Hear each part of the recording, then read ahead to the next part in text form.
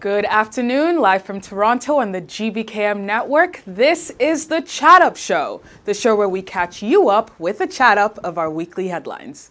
I'm your host, Elizabeth Aloyde, and I hope that you are ready to chat it up with me today. Now, as always, you can keep up with the GBKM network various ways. You can listen and watch live 24/7 at www.gbkm.fm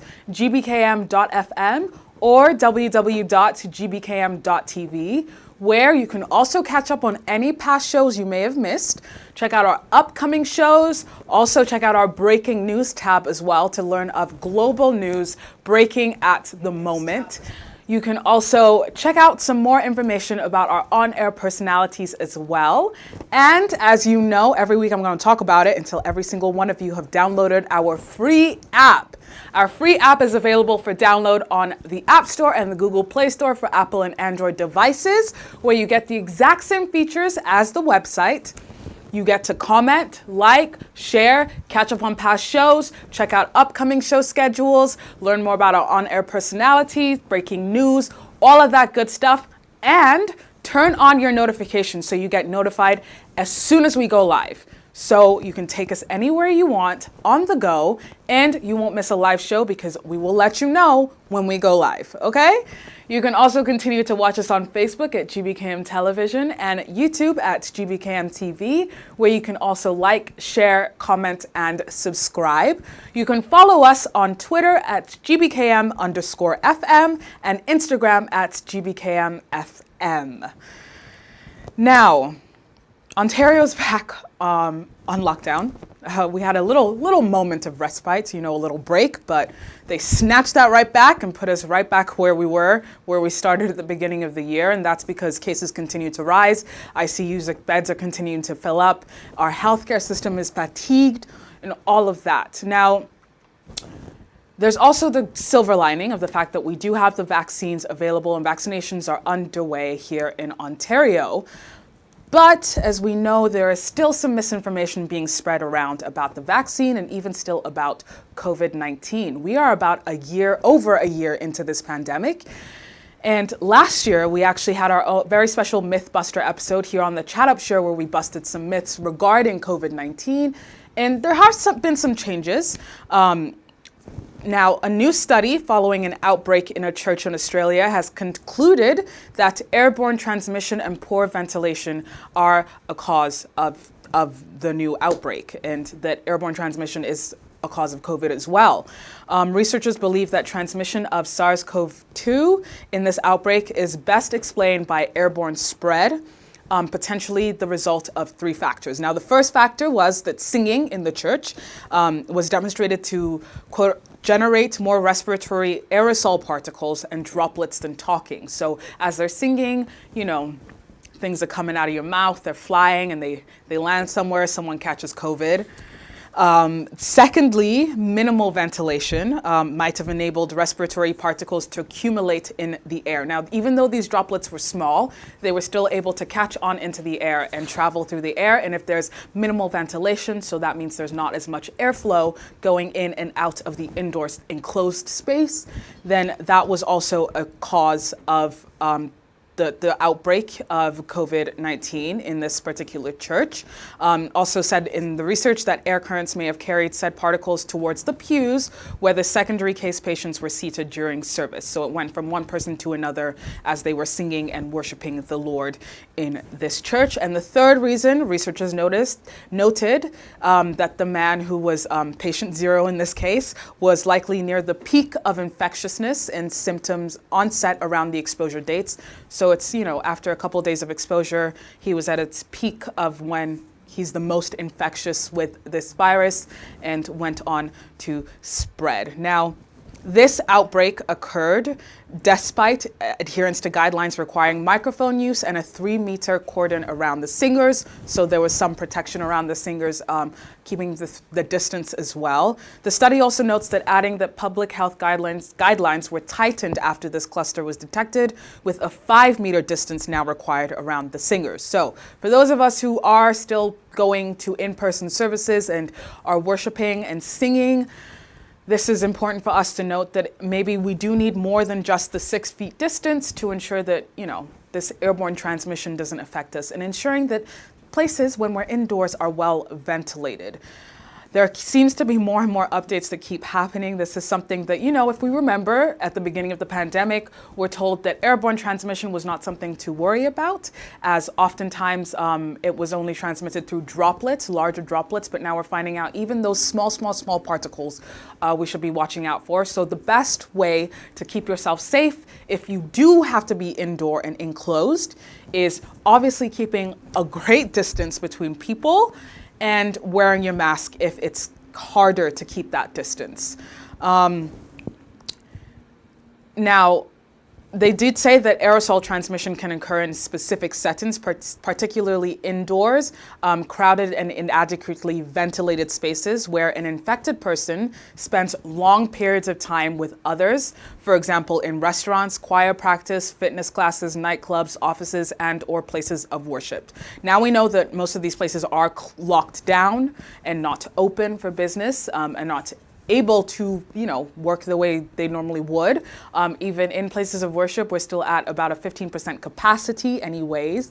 So the government is trying, following this research and studies to help keep us safe by putting in these new guidelines. And it has been reported as of today that there are new restrictions regarding even essential big box stores, that the aisles that are open, since they are enclosed in indoor spaces, and you don't really see as many windows and doors except for the ones you come in and come out of in these places, that only the essential aisles will be open and others will be closed off and restricted access. So the government is trying to put measures in place to ensure that they are keeping everyone as safe as possible. So this is just something to keep in mind if you are going to be spending time indoors for long periods of time with people and there's no way around it, say you have to go into work, making sure that there's enough space and you are wearing a face covering mask as much as possible to reduce this spread. Now, I know a lot of folks worry and there's a lot of fear, and people hear the term fear mongering comes up a lot when discussing these restrictions, these regulations that are being put in place to keep everyone safe, but that's just it. That it is to ensure that everyone is staying safe and healthy. I mean, we are a year into this, and to tell you the truth, I am tired. A lot of people are tired. We're reaching that pandemic fatigue, if you will, the lockdown fatigue, where folks are just sick and tired of having to stay home. But at the end of the day, it's better to be home and healthy than, stuck in a hospital bed somewhere. And as scary as that may sound, that is the reality. It hasn't gone away that our hospital staff are tired and they're having to make some really difficult decisions, having to take certain people off ventilators to help others, and that puts the others in jeopardy, and there are people losing their lives to this virus. So it's important that we do keep that in mind when we're thinking about how these restrictions are coming up. And it does get tiring and frustrating. I can understand for small businesses, especially when you hear that you're going to reopen and then it gets closed so quickly and we get put back into the stay-at-home order and get put back under lockdown. It can be frustrating, but just keeping in the back of your mind that healthy and safe is better than nothing at the end of the day. So that is where we are at now with just a few updates. It's important to stay flexible, I guess, in this day and age, to be able to pivot with these restrictions, these new restrictions, even with, retailers closing, non-essential retail stores closing and being limited, and even going to the grocery store now is going to be somewhat limited with these new restrictions.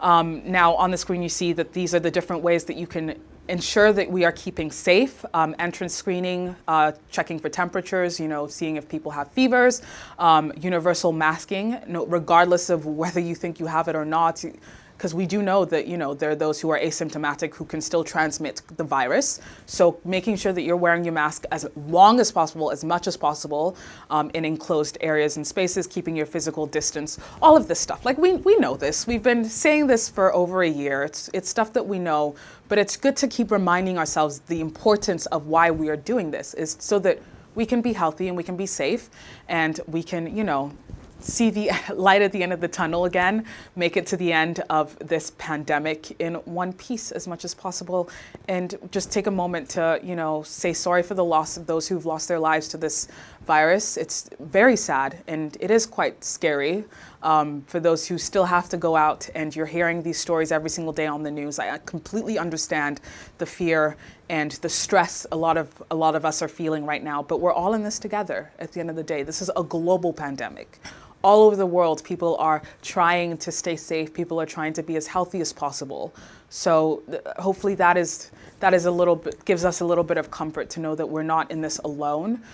Even though it's been reported that Toronto specifically has had one of the longest lockdowns in the whole of North America, it's because our government is trying to, figure out the best way possible to keep all citizens safe.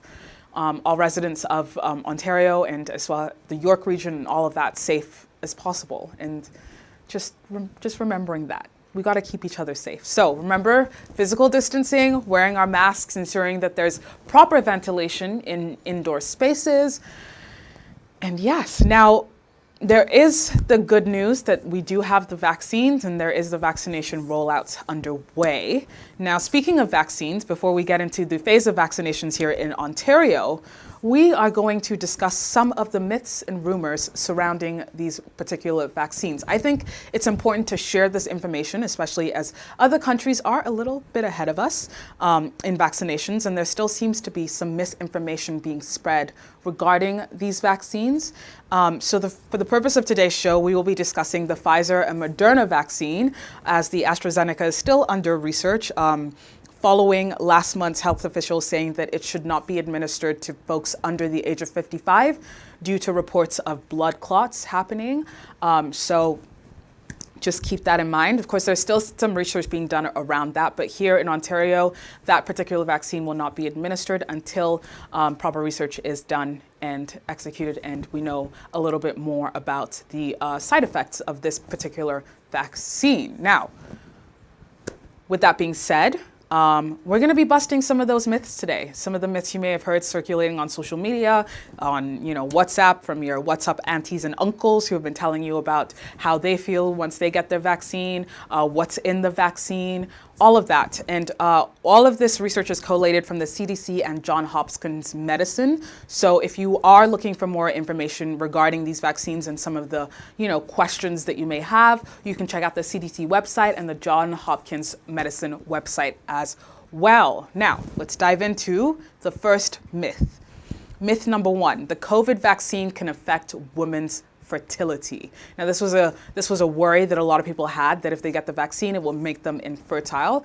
Now, according to Johns Hopkins Medicine, it says the COVID vaccine will not affect fertility.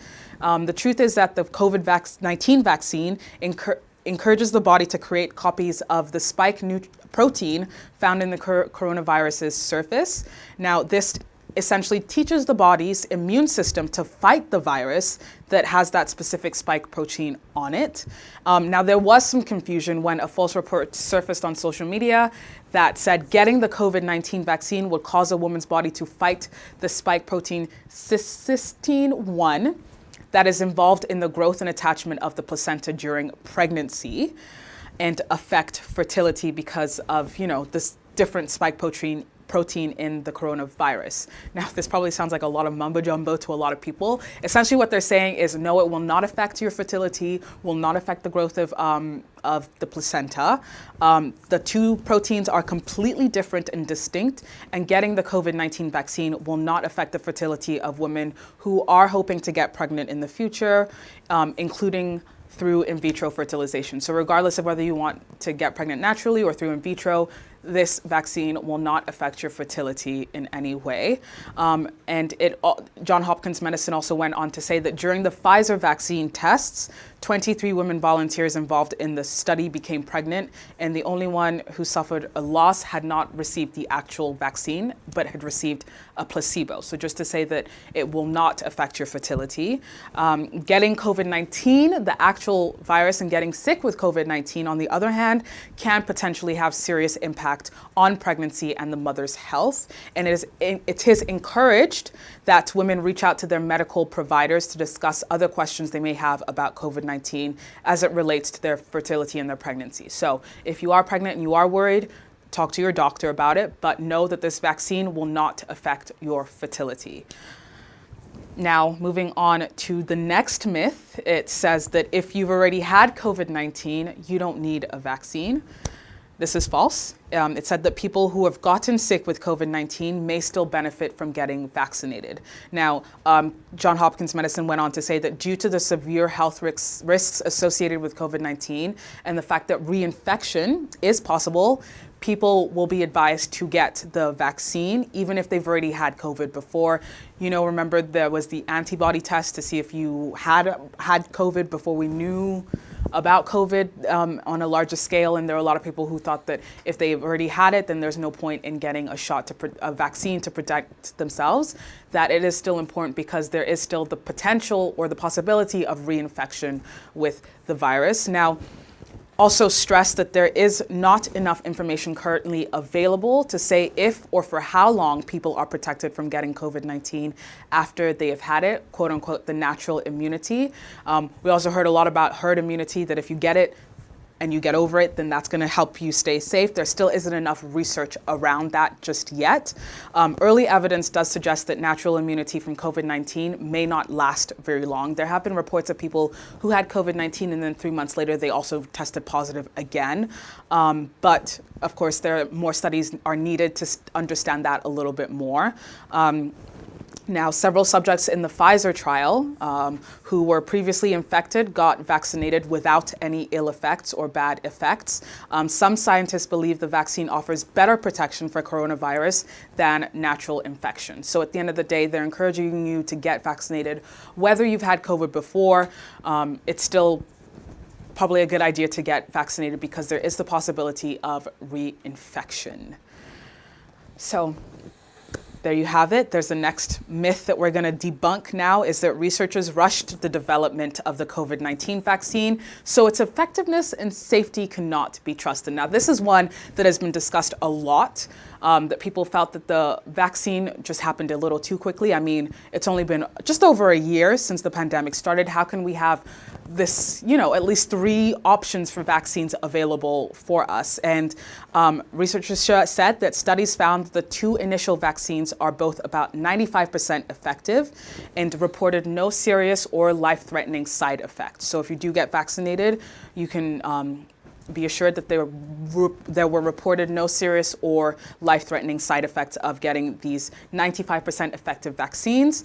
There are many reasons why the COVID vaccines could be developed so quickly, so we're just going to go through a couple of them that was reported from Johns Hopkins Medicine. It says that the COVID-19 vaccines from Pfizer, BioNTech, and Moderna were created with a method that has been in development for years. So they were already in development before this pandemic. I know a lot of people are like, conspiracy theory, what, did they know that we're going to get COVID? It doesn't really say that clearly, but that the method that they used to develop these vaccines were already in development. And we know that, coronavirus wasn't anything new. It's just this particular strain of the virus is a little different. It's a different variant.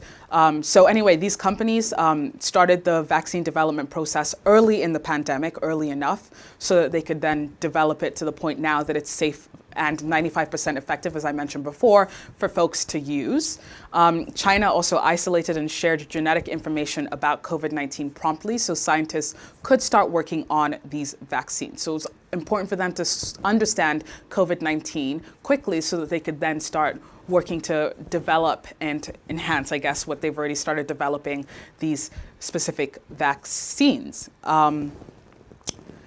Now, the vaccine developers didn't skip any testing steps, but conducted some of the steps on an overlapping schedule to gather data faster. So instead of waiting, they were just going ahead, moving along as quickly as possible to ensure that they get through all the necessary steps to ensure that these vaccines were safe and effective enough to be administered globally.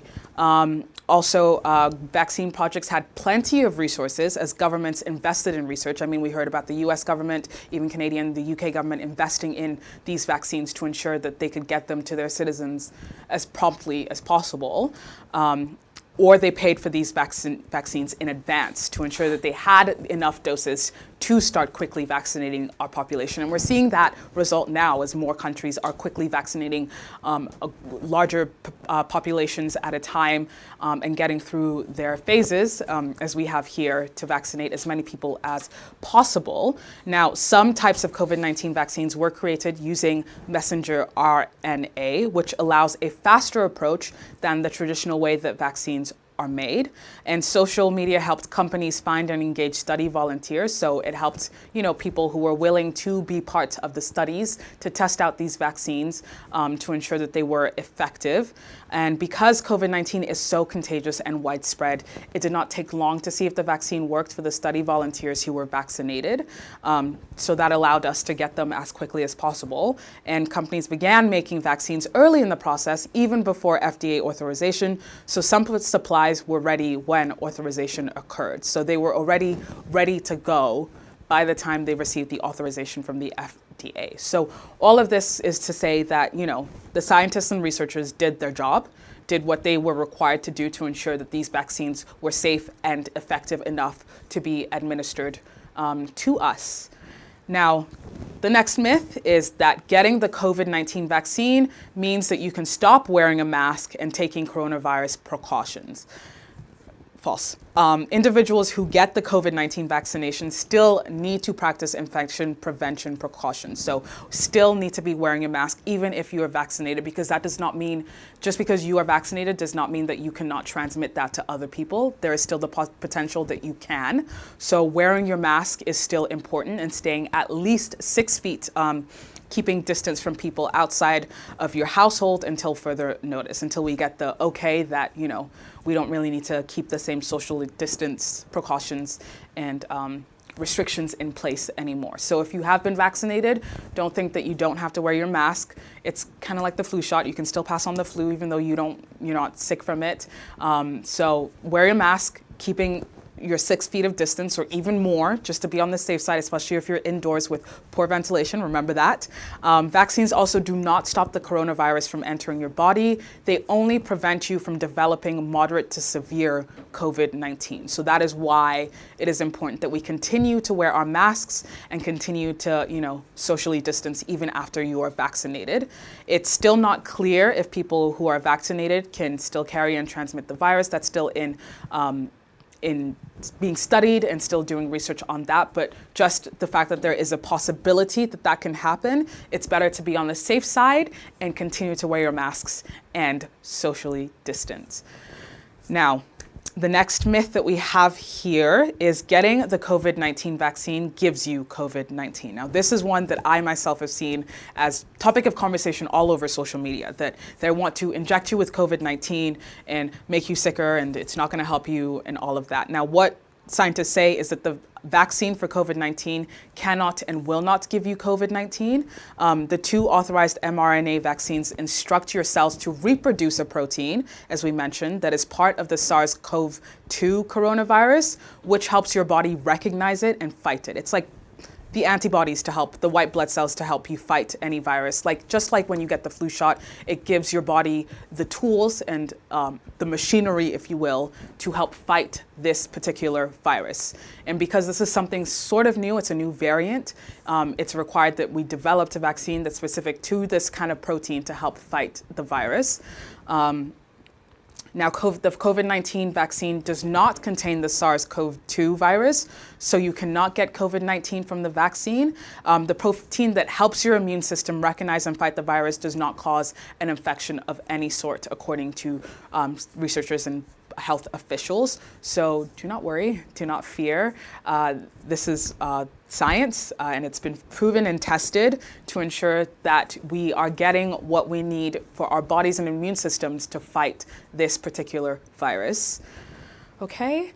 The purpose of today's show is just to give you the facts so that you are well informed before you get the vaccination, that you properly understand what is happening and what it means to actually be vaccinated. I know a lot of people do have a little bit of fear of what they're putting in their bodies, what's going to happen, what the side effects are, and this is why we want to disseminate this information particularly so that, everyone knows and is informed, because that's important. We got to stay healthy, got to stay safe, and got to make sure that we know what is happening around us at all times, especially now. It's so important.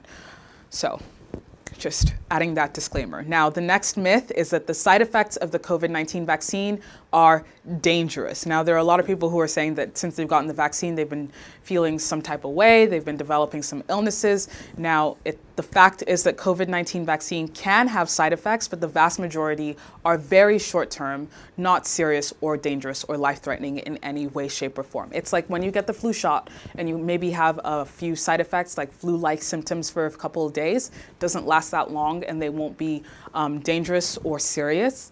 Vaccine developers report that some people experience pain where they were injected, just like any other shot, body aches, headaches, or fever that lasts for a day or two. These are signs that the vaccine is working to stimulate your immune system. So if symptoms do persist beyond 2 days, you should call your doctor. If you have allergies, especially severe ones that require you to carry an EpiPen, discuss the COVID-19 vaccine with your doctor, who can assess your risk and provide more information about if and how you can get vaccinated safely. So at the end of the day, if you are feeling a little worried about this vaccination, the best thing you can do is call your local health provider and discuss your options on how to be vaccinated safely. That's what is encouraged for those who are a little bit worried. Either way, it's probably best that you do speak to your doctor or local health provider if you are a little bit worried and would require a little bit more information. Of course, you can always go to the WHO website, the CDC, Johns Hopkins, even the Ontario.ca has a lot of information there for you that you can check out to learn a little bit more about the vaccination process. We're going to touch on that a little bit later on in the show as well. And with that, before we continue on with our myths, we are going to take a really quick break. And once we're back, we're going to continue myth busting the vaccines for COVID-19. Stay tuned. Hi, it's Andrea Barrett, and I'm the host of a brand new show, 360 Wellness, right here on the GBKM network. Join us Tuesday, April 27th at 7 p.m. Whether you're a stay-at-home parent, a senior, a student, a working professional, or an entrepreneur, join us for information, tips, and strategies that will keep you well and get you well. Join us live at www.gbkm.tv or download our app, GBKM, on iOS or Android. 360 Wellness. Eat well, live well. Hi, it's Andrea Barrett, and I'm the host of What's up, guys? My name is Chelsea Okunji, host of The Discussion on GBKM Network, debuting April 10th at 4 p.m. Eastern Time. This is a fun show that brings you the greatest minds in entertainment, lifestyle, and more. A show where we'll be spilling all the tea. Come hang out with me and your faves. You don't want to miss this. Catch us live at www.gbkm.tv or our app, search GBKM, available on Apple and Android. See you soon. What's up? Hello and welcome back to the Chat Up Show. I'm your host, Elizabeth Aloyde, and today we are myth busting COVID-19 vaccines. So before we went on the break, we were discussing some myths surrounding the COVID-19 vaccinations. To sum it up, basically, what these vaccinations will do is to help your immune system fight off the virus. Just to sum it up. Now we're going on to our next myth here, which is that COVID-19 enters your cells and changes your DNA. For a lot of people who, had heard this one, it was kind of a running joke on social media that, you get the vaccine and all of a sudden you're going to transform into something new. Truth is that the two COVID-19 vaccines available to us are designed, the Moderna and the Pfizer vaccine, by the way, are designed to help your body's immune system fight the coronavirus. Now, the messenger RNA, which takes us back to high school biology, from the two of the first types of the COVID-19 vaccines does enter cells, but not the nucleus of the cell where DNA resides. So it will not touch the nucleus where your DNA is or alter it in any way, shape, or form. The mRNA does its job to cause the cell to make protein to stimulate the immune system, and then it quickly breaks down without affecting your DNA. So if you are worried that in any way, shape, or form these vaccines will change your DNA, it will not. All it will do is provide the proteins necessary for your immune system to fight the virus. Again, just reiterating that point, that all these vaccines are trying to do is to give your immune system the necessary tools, let's put it that way, the necessary tools and the mechanism to fight this particular virus. And then the next myth that we have here is that the messenger RNA technology used to make the COVID-19 vaccine is brand new. And the fact is that the mRNA technology behind the new coronavirus vaccines has been in development for almost 2 decades. That's 20 years that it's been in development. So this isn't anything new. This is just the progression of science. Just as, you know, iPhone started off without as many features as we have today. Over the last decade or so, they have, you know, developed, and we've reached the point where they're like mini computers in our pockets. Similar to this technology, the mRNA technology, where it's been in development for over almost 2 decades now. And, you know, technology has allowed us to develop it to the point where this is how we are hoping to fight this virus, and this is how people are going to be vaccinated and receive the necessary tools for their immune system to fight this virus. Vaccine makers created the technology to help them respond quickly to a new pandemic illness, such as COVID-19. So this was in the works for years, and it was in hopes of being prepared enough to fight such a pandemic that we're in right now. I mean, they were working on it to ensure that, you know, as quickly as we did within this year, now we have a vaccine. So that's what they've been working on all these years, to ensure that we have a way to fight such a pandemic. So again, just don't worry.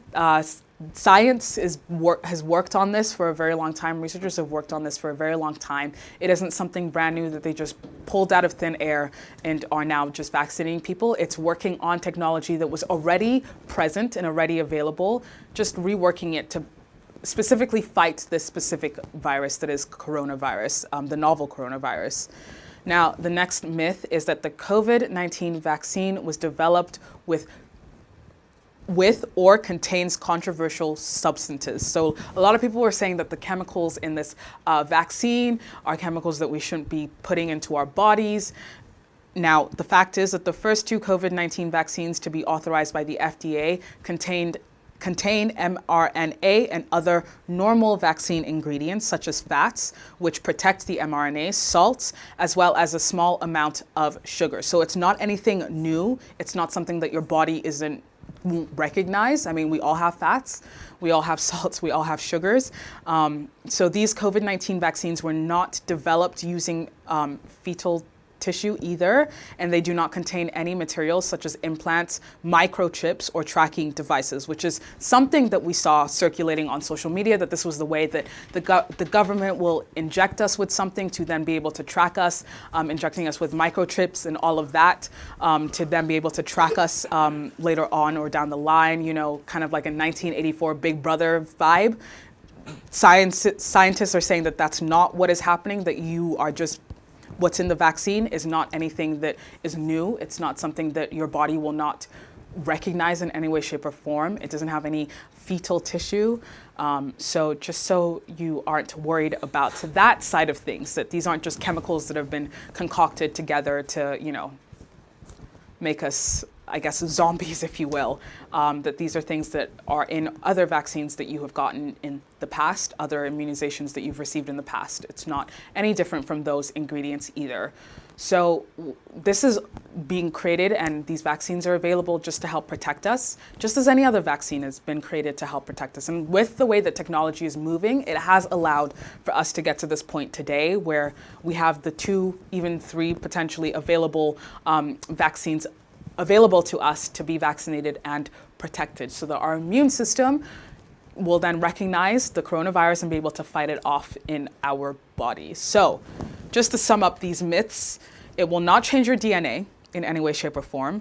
It does not contain any chemicals or substances that are foreign to our body. The mRNA technology is not new. It will not give you COVID-19. It will just give you the tools to help fight coronavirus in your body. And these vaccines are just made and developed to make sure that we are safe and healthy at the end of the day. And that is to sum up the myths that we have busted today. For more information, of course, again, you can check out the CDC website, Johns Hopkins Medicine, and you can even check out the Ontario.ca website as well for more information about COVID-19 in general and this vaccine.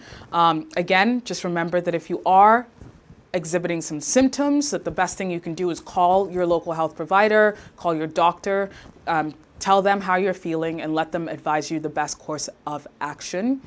Still wearing our masks even after you've been vaccinated with the first and the second doses. Make sure that we are still ensuring that we're keeping a distance. Now that we know of airborne transmission, it's also important that if you are going to be gathering indoors with people outside of your household, proper ventilation is the best way to go to ensure that there's proper airflow, oxygen coming in, CO2 going out, all of that stuff, so that you're keeping yourself and those around you as safe as possible.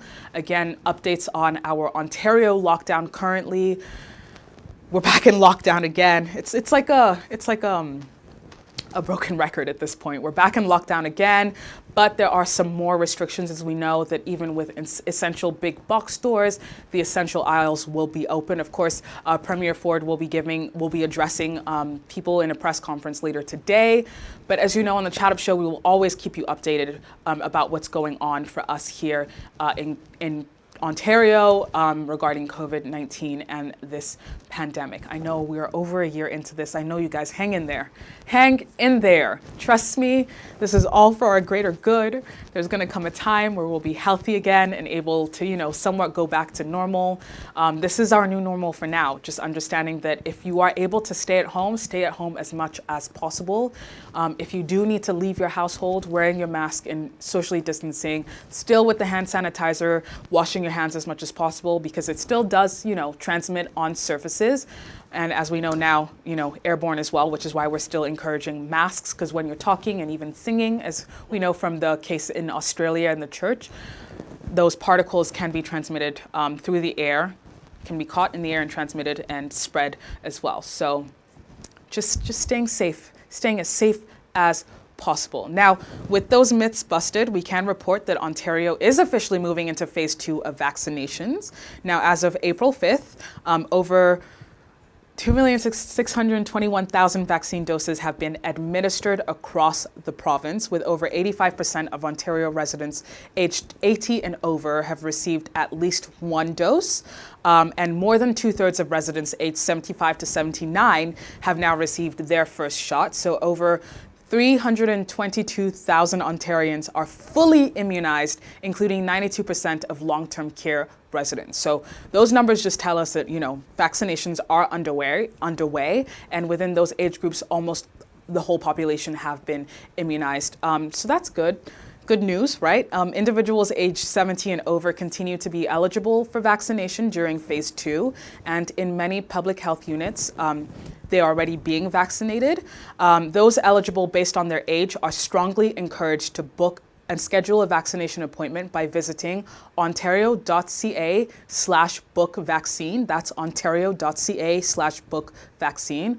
Or you can call the provincial vaccine booking line number at 1-833-943-3900. That's 1-833-943-3900. I'll also be repeating this a little bit later on in the show as well. You can also call for general inquiries. Individuals can call the provincial vaccine information line number at 1-888-999-6488. That's 1-888-999-6488. Okay, so you can call that for more information and more inquiries. Now, the provincial vaccine booking line and information line are open Monday to Sunday from 8 a.m. to 8 p.m. and is capable of providing assistance in 300 languages. So if English isn't your first language, you can receive help and information in in 300 languages. And those lines are open again from Monday to Sunday from 8 a.m. to 8 p.m. So for those 12 hours, 7 days a week, you can call in to those lines to get more information and to even book your vaccination appointment. Now, pharmacies and primary care settings participating in the rollout have extended COVID-19 vaccination bookings to individuals 855 and over as of April 3rd. So that means with over 350 additional pharmacies and more primary care settings offering the vaccine. To find those locations for yourself, you can actually go to covid-19.ontario.ca/vaccine-locations. So that's covid-19.ontario.ca/vaccine-location. So you can find those locations to see where you can also go get your vaccine if you are aged 55 and over. And you can find the list of participating pharmacies and primary care settings administering the COVID-19 vaccines. Now, the total number of pharmacies offering the vaccine is nearly 700, and it's expected that it will reach approximately 1,500 during this month, during April. So we're going to see a lot more pharmacies able to administer the vaccine locally in Ontario for those who are looking to schedule their vaccine. So as you know, we are entering phase 2 now, so 55 and over. Calling people 55 and over, you can now schedule your appointment to get vaccinated via the Ontario line, which is ontario.ca/book-vaccine, or you can call the number, the provincial vaccine booking line, at 1-833-943-3900, okay? Now,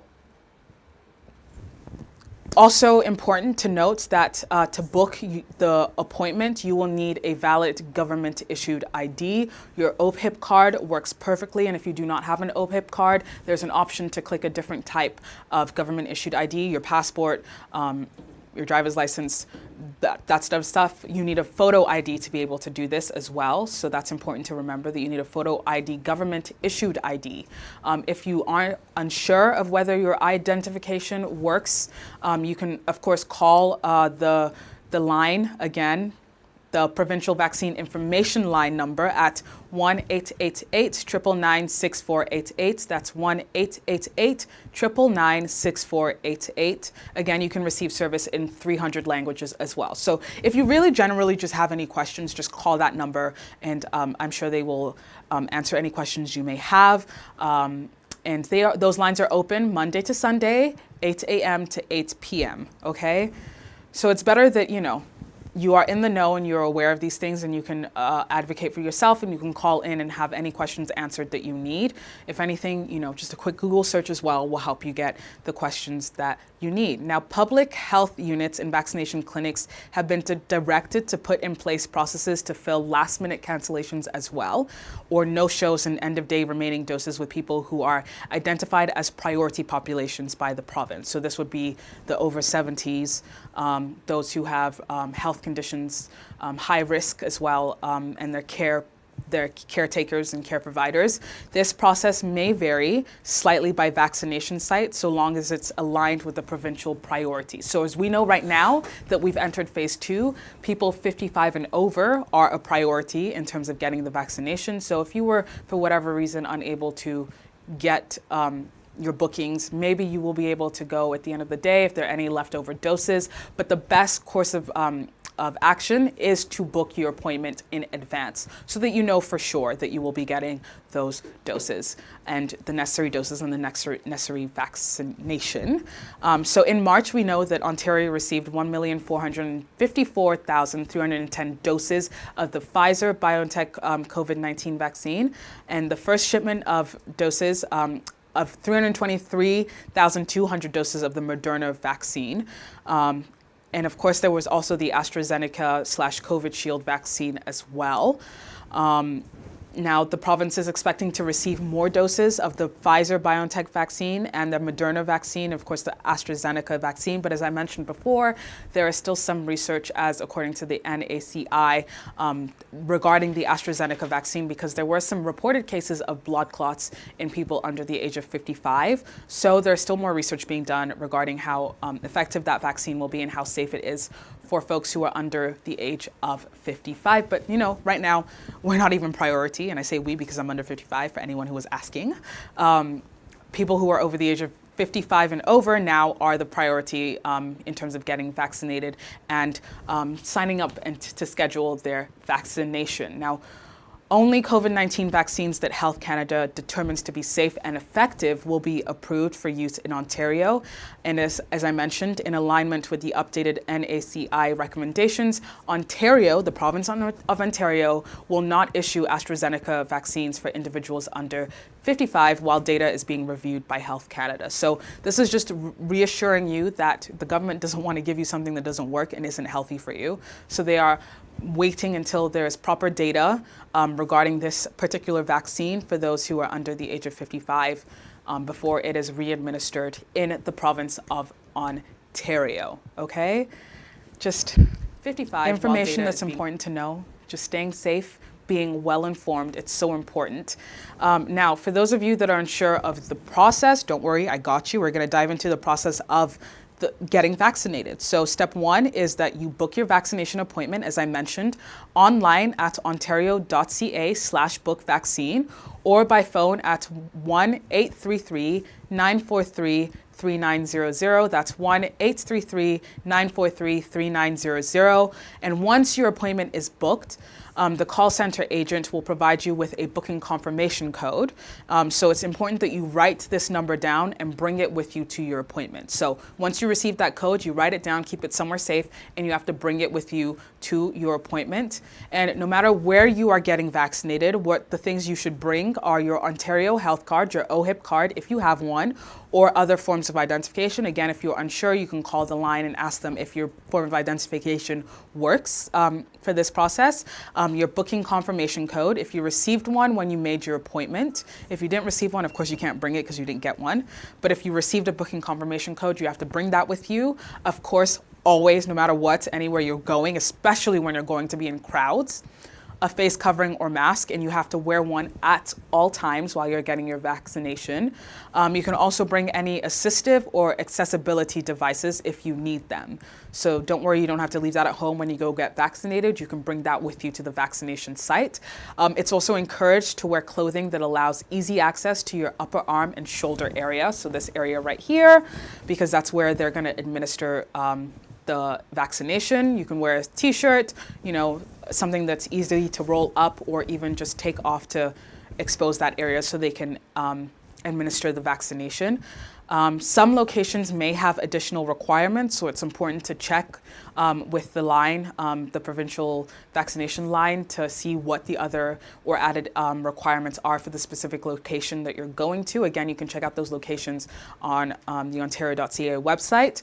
Make sure to check if you need to bring anything else, such as another form of identification. It's probably safe to bring at least two, just in case, just to be on the safe side.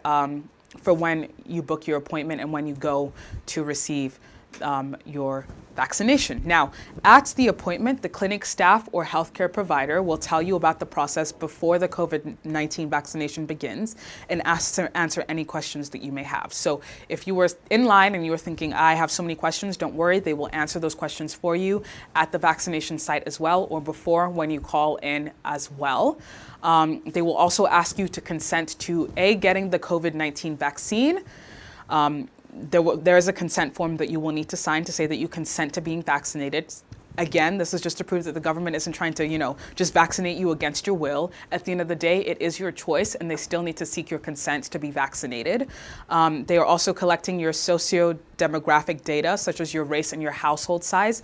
Now, this is optional. You don't have to give this information if you do not want to, but they will be asking you about it, and you have the option to opt out of that. You will be able to get the vaccine whether you provide this information or not. So don't worry if you say, I don't want to give that information, then you don't have to, you will still be vaccinated. But they will be asking for this. But the consent form, of course, is important that you sign to say that you consented to the vaccination. Now, getting the shot should only take a few minutes. However, you may have to wait in line for your turn when you get to the clinic or the pharmacy. And then 15 to 30 minutes after you get vaccinated, you will need to wait as well to make sure that you are feeling well enough to, transport yourself back home, since we are still on a stay-at-home order. So just to make sure that everything is fine, you just wait for about 15 to 30 minutes just to make sure that you're good, you're not feeling lightheaded or dizzy, no chills, no imminent side effects, if you will. After you are vaccinated, the staff will give you a paper and electronic receipt, if applicable, to confirm that A, you got the vaccine, and to give you instructions for scheduling your second dose if you have not done so already. Sometimes when you book online, it automatically sets you up for the first and second dose. But if not, this receipt will give you the instructions to book your second dose, because we know it's in 2 doses. You get the first and you get the second. So remember that that's what you will receive, so don't leave without it. Remember that you will need your COVID-19 vaccine receipt. For some vaccine locations, you must keep the receipt from the first dose and bring it to your second appointment. It's probably better to just keep the receipt either way, but just for some locations, which you can find out when you do go get your first dose, of course, that you will need to keep that receipt and bring it with you when you go get your second dose, just to prove that you've gotten the first dose of the vaccination. And of course, make sure you check the requirements where you get vaccinated as well. They will answer any questions you have. And again, you can call up the line to ask any questions you may have regarding that process as well. Now, as I mentioned before, after you get your vaccine, you have to wait 15 minutes to 30 minutes after getting it to make sure that you're feeling well and you do not drive or operate any heavy machinery. It's like taking medication. Don't drive, don't operate any heavy machinery during this time, just to ensure that you are safe enough to drive yourself back home. Just about 15 to 30 minutes. You may be asked to wait at the clinic for up to 30 minutes if there is any concern you may have an allergic reaction. For those who have allergies, again, calling your doctor up before if you need an EpiPen for those allergies, especially just to see if the vaccine is safe and how to be vaccinated safely. But again, even at the vaccination sites, they may make you wait about 30 minutes just to ensure you don't, have an allergic reaction and then on your way home something disastrous happens. Just to be on the safe side is what they're recommending this for. Of course, you will need to inform the clinic staff if you do feel unwell while you are waiting. It's important to speak up if you are feeling unwell, just to ensure that you are safe enough to get home. If you do happen to schedule your appointment through the provincial online vaccine booking system, which is the ontario.ca/bookvaccine, you will need to book appointments for both doses together to make sure you get the second dose at the right time. And that makes it easier for you so that you don't have to do the calculation yourself. It will help you do it at the same time. When you're booking your first dose, it helps you book your second dose at the same time so that that's, cleared out of your mind and you know that you are booked for both doses. Now, other locations may give you instructions on scheduling your second appointment when you get the first dose, as I mentioned before, that they will tell you how that will go, especially when you get your vaccine receipt as well. Just something that you need to keep in mind, just make sure you follow those instructions properly, because you have to get it at the right time for it to be effective. Now, for some vaccine locations, you must bring the receipt from the first dose, again, just reiterating this, to your second appointment, and make sure you check the requirements where you get vaccinated, because different locations have different requirements. So for more information regarding these requirements, regarding the locations and whatnot, you can go to covid-19.ontario.ca/get-COVID-19-vaccine, okay? So covid19.ontario.ca/get-COVID-19 vaccine. It's pretty straightforward, self-explanatory things that you can do to ensure that you are well prepared for this vaccination process. And of course, for more information, you can go to ontario.ca/booking vaccine, just so you have more information there as well. Now, I hope that the show was informative for you and will give you the necessary information so that you know what the vaccination process is like. You know what is being injected in your body. It's not going to change your DNA. Those myths have been debunked by science. It's only providing your immune system the necessary tools to help fight this virus. Even when you are vaccinated, it is still important that you continue to wear your mask, continue to social distance until we get the okay or the green light that it's okay to, not to do that anymore. But for the time being, just know that regardless whether you've been vaccinated with both first, second dose, you still need to wear your mask. And especially now, everyone else, just know that, staying at home as much as possible if you are able to, and if not, just wearing your mask and socially distancing is the best thing that we can do to protect ourselves and protect those around us. Again, if you are interested in more information, you can go to ontario.ca/bookvaccine. You can call in at 1-833-943-3900, or you can call the other line at 1-888-999-6488. That's 1-888-999-6488. And with that, that concludes our show for today. Thank you so much, so much for tuning in to the Chat Up Show. Again, that's just some more information on the screen there for you. You register when you're eligible. Right now, just to reiterate that it is for 55 and over and those who are high risk. Again, so if you're 55 and over, you can now register for the vaccine. You book your date and you get vaccinated, and you ensure you keep your receipt, bring your government issued ID as well.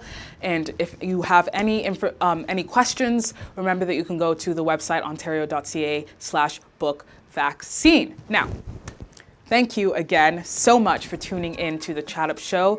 As always, it's been a pleasure to chat it up with you. You know that you can keep up with the GBKM network by listening and watching live 24/7 at www.gbkm.fm or www.gbkm.tv, where you can also catch up on any past shows you have missed. If you wanted to check out the myth-busting show that we did in the past, you can do that on our YouTube channel as well at GBKM TV or Facebook at GBKM Television. You can follow us on Instagram at GBKMFM and Twitter at GBKM_FM. Remember to download our free app. Yes, it's free in the Google Play Store and the App Store as well, the GBKM app. And you can follow me, your host, Elizabeth Eloidy, on Instagram and Twitter at TIS_Liz_O. And with that, I bid you farewell. Take care. I will chat with you same time, same place next week. Chat you up then. The bad news is that everyone is a potential victim, but the good news is that everyone is a potential solution. Sensitize the masses to sanitize, keep a social distance and quarantine. Stop! The coronavirus is sweeping over mankind. Everybody must be alert. It's a global pandemic we can never take for granted. Kila mtu must be alert. It's a matter of life we can never take for granted. Discipline and personal hygiene, and make sure you regularly wash your hands. Keep a distance from everyone. Report anything like a symptom. Serious fever is a symptom. Dry cough is a symptom. Walkway tamula is a symptom. Itchy eyes and flu is a symptom. Wikumo butabusiga lwejemu batannalwala olaga omwoyo gw'eggwanga mulabira ku itale abasinga bafudde okuwewala kisingako obujjanjaba. The coronavirus is sweeping over mankind. Everybody must be alert. It's a global pandemic we can never take for granted. Kila mtu must be alert. It's a matter of life we can never take for granted. The coronavirus is sweeping over mankind. Everybody must be alert.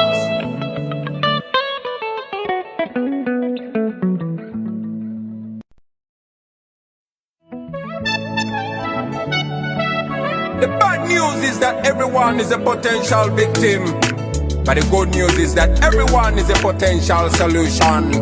Sensitize the masses to sanitize, keep a social distance and quarantine. Stop! The coronavirus is sweeping over mankind. Everybody must be alert. It's a global pandemic we can never take for granted.